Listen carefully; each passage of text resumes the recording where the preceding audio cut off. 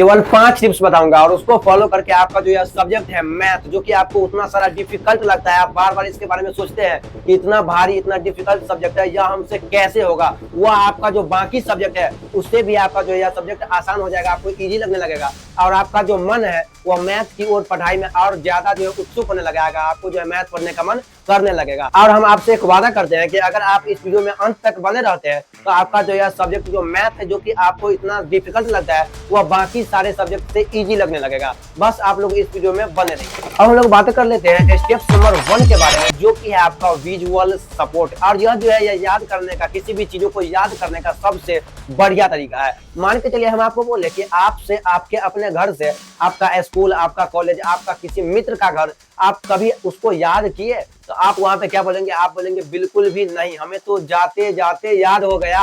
लेकिन वहीं पे जब हम बातें कर लेते हैं पढ़ाई का, तो आप पढ़ाई में ऐसा कहते हैं कि हमें पढ़ते पढ़ते याद हो जाएगा। आप बिल्कुल भी ऐसा नहीं करते हैं और सबसे बड़ा गलती आप वहीं पे करते हैं। तो आपको क्या करना है, आपको यह नहीं रखना है। आपको बहुत सारे लोग यह बोलेंगे कि फॉर्मूला को रटना होगा मैथ को पढ़ने के लिए, लेकिन आपको वह बिल्कुल भी नहीं करना है। आपको फॉर्मूला को रटना नहीं है, फॉर्मूला जो भी हो उस पर आपको जो है क्वेश्चन प्रैक्टिस करना है। फॉर्मूला को आपको याद नहीं करना है, बल्कि आप उस पर जितना हो सके जितना क्वेश्चन प्रैक्टिस कीजिए।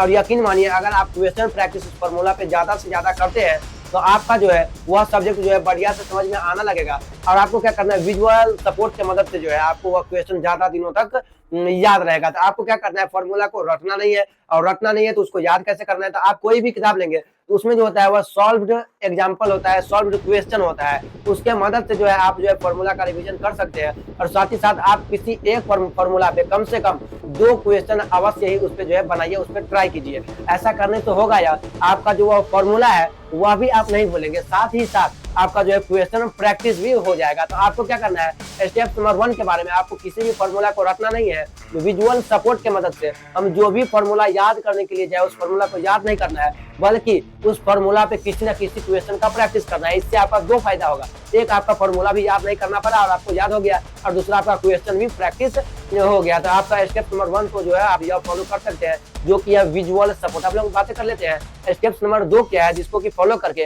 आप मैथ को स्ट्रॉन्ग कर सकते हैं। और जो स्टेप नंबर 2 है वह है आपका डीप प्रैक्टिस। आपको क्या करना है, इसके दौरान आपको जो है मेकिंग मिस्टेक्स पकड़ना होगा। मान के चलिए आप कोई भी क्वेश्चन पढ़ते हैं और उस क्वेश्चन में कुछ ना कुछ गलतियां हो जाता है, तो आप क्या करते हैं, आसानी से आप उसको क्या करते हैं, वहां पे आपको देखते हैं और उसका जो सॉल्व होता है आप वहां पे जाते हैं, और वहां पे जाने के बाद आप लोग देख लेते हैं हाँ ऐसे ऐसे ऐसे ऐसे बना है। और आपको क्या लगता है, आपका ब्रेन आपसे क्या कहता रहता है कि हाँ समझ आ गया, अब आगे बढ़ो। लेकिन सबसे बड़ा गलती वहीं पे होता है। आपको क्या करना है, वहां पे आपको यह नहीं देखना है कि हाँ इस तरीके से बना है, इसमें जो है आपको जो है उस क्वेश्चन को फिर से बनाना है। आपको क्या करना है, सबसे पहले कोई भी क्वेश्चन में आपको गलती पकड़ना है, और उसके बाद गलती कहाँ पे हुआ है वह आपको पकड़ना है। यानी कोई भी क्वेश्चन गलती हुआ है, हमें पहले वह देखना है कि गलती कहाँ पे हुआ है। उसके बाद हमारा मान चलिए कोई कैलकुलेशन में गलती हुआ है, या हमारा जो है मान चलिए फॉर्मूला नहीं आता है, इसमें गलती हुआ है। यानी आपको क्या करना है, आप गलती पकड़िए और उसके बाद देखिए कि वह गलती कहाँ पे हुआ था, और उसको आपको ट्राई अगेन करना है, यानी कि फिर से आपको बनाना है। आप लोग बहुत सारा टाइम यही गलती करते हैं।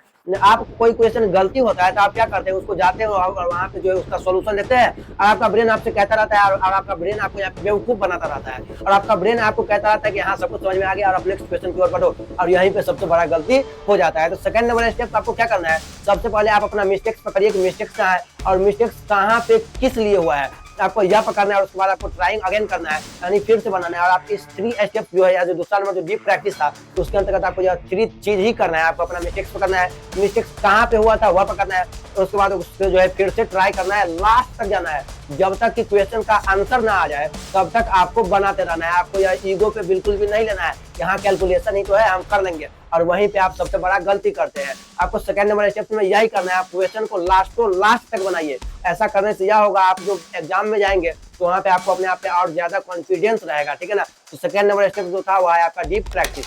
इसके बाद जो थर्ड नंबर स्टेप है वह है आपका apply math to real world. आप लोग क्या करते हैं, आप जो है मैथ को जो है अपना जो आपका जो जिंदगी होता है उससे आप जोड़ते ही नहीं। और यकीन मानिए आपका जो मैथ पढ़ने का मन नहीं करता है उसका जो सबसे एक प्रमुख कारण है वो आपका यह भी है, आप जो है लिंक नहीं कर पाते, यानी आप मैथ को अपने रियल जिंदगी से लिंक नहीं कर पाते। कहने का मतलब क्या हुआ, मान के चलिए आप भी बहुत सारा टाइम ऐसा होते होगा कि आप जो है अपने पैसा लेकर जो है दुकान पे जाते हैं, राशन दुकान पे जाते हैं, और मान के चलिए वहां पर से जो है 465 रुपए का कोई सामान होता है, तो आप क्या करते हो, 500 माइनस 465 यानी कि 500 में से 465 को कैलकुलेटर पे घटाते हो। लेकिन वहीं पे आप सबसे बड़ा मिस्टेक्स करते हो। आपको क्या करना है, आपका जो माइंड है उसको आपका जो रियल जिंदगी है, रियल वर्ल्ड है, उससे आपको जोड़ना है। यानी कि आपको कैलकुलेटर का वहां पर प्रयोग नहीं करना है कि कितना पैसा मेरा वापस होगा, आपको अपने माइंड में ही कैलकुलेशन करना है। यहाँ 500 में से 465 गया तो बच गया आपका 35, यानी मेरा 35 रुपया वापस होगा। तो इसीलिए आपको क्या करना है, कैलकुलेटर का सहारा नहीं लेना है, आपको मैथ को अपने रियल जिंदगी से जोड़ना है। मान के चलिए आप क्रिकेट देखने का शौकीन है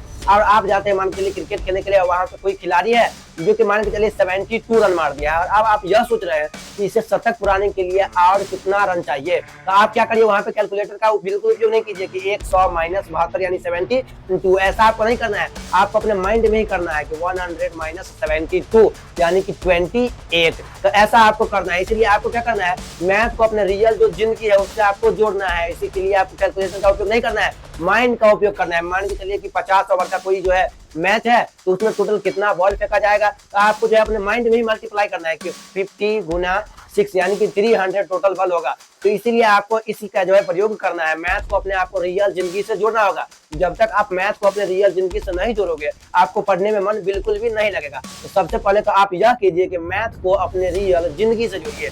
जब आप मैथ को अपने रियल वर्ल्ड से, रियल जिंदगी से जोड़ दोगे, यानी जब भी आप जिंदगी में कोई भी काम कर रहे हो और वहाँ पे कैलकुलेशन करना पड़ रहा है और आप अपने माइंड से वह कैलकुलेशन करोगे, तो आपका जो है अपने आप मैथ पढ़ने का मन लगने लगेगा। इसलिए आप थर्ड नंबर स्टेप को आप यह कर सकते हो, आपको क्या करना है, मैथ को अपना जो रियल जिंदगी है उससे आपको जोड़ना है। इसके बाद जो फोर्थ नंबर टिप है वो है आपका 1 टाइप 2 क्वेश्चन। समझ में नहीं आया, मान के चलिए आप कभी कभी ऐसा करते हैं ना कि कोई फॉर्मूला ऐसा है और उसका कोई जो क्वेश्चन होता है जो हमसे आसानी से सॉल्व हो जाता है, और हम क्या करते हैं, भर भर दिन वही क्वेश्चन बनाते जा रहे हैं और वहीं पे आप सबसे बड़ा मिस्टेक्स करना है। तो इसीलिए आपको क्या करना है, 1 टाइप 2 क्वेश्चन, यानी एक टाइप का केवल 2 क्वेश्चन ही बनाना है। इससे होगा या आपका टाइम भी बर्बाद नहीं होगा और वह जो टाइम बचेगा उस समय आप कोई और क्वेश्चन बना लेंगे। तो आपको क्या करना है, यह नहीं कोई क्वेश्चन समझ में आ रहा है उसी को भर दिन बनाते जा रहे हैं, ऐसा आपको नहीं करना है। आपको एक टाइप का केवल 2 क्वेश्चन ही बनाना है। और मान लिया कि आप एक ही टाइप का कोई क्वेश्चन बन रहा है और आप उसको बनाते जा रहे हैं उसी फॉर्मूला की, एक ही फॉर्मूला पे आप जो है 50 क्वेश्चन बना लिए,